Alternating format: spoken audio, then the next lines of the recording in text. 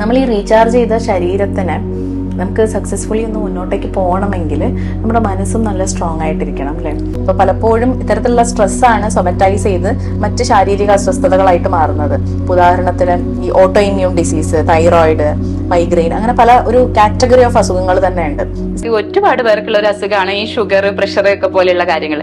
അപ്പൊ അവർക്കൊക്കെ എങ്ങനെയാണ് ഈ കർക്കിടക ചികിത്സ ചെയ്യാൻ പറ്റുമോ? ഈ കർക്കിടക കഞ്ഞിയൊക്കെ കഴിക്കുമ്പോൾ ചിലപ്പം ഹൈപ്പോഗ്ലൈസീമിയ പോലെ സിറ്റുവേഷൻ വരും. ഇപ്പൊ ഇൻസുലിൻ എടുക്കുകയും അതേസമയം ഡയറ്റിൽ ഒരു ചേഞ്ച് വരികയൊക്കെ ചെയ്യുമ്പോൾ പെട്ടെന്ന് ഷുഗർ താഴ്ന്നു പോകാനുള്ളൊരു സാധ്യതയുണ്ട്. അപ്പൊ അത് നല്ലതാണ്, നമ്മളെ ഷുഗർ ഒന്ന് കൺട്രോളിൽ വരും, പക്ഷെ അത് ശ്രദ്ധിക്കണം.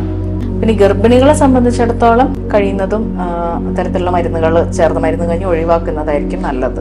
മനസ്സിനെ എപ്പോഴും ഒന്ന് ഫ്രഷ് ആക്കി വെക്കുകയാണെങ്കിൽ തന്നെ വലിയ കാര്യം. കർക്കിടക ചികിത്സ എന്ന് പറയുന്നത് എന്തെങ്കിലും ഏജ് ലിമിറ്റ്സ് ഉണ്ടോ നമുക്ക് ചെയ്യുന്നതിന്? നമ്മൾ ഈ റീചാർജ് ചെയ്ത ശരീരത്തിന് നമുക്ക്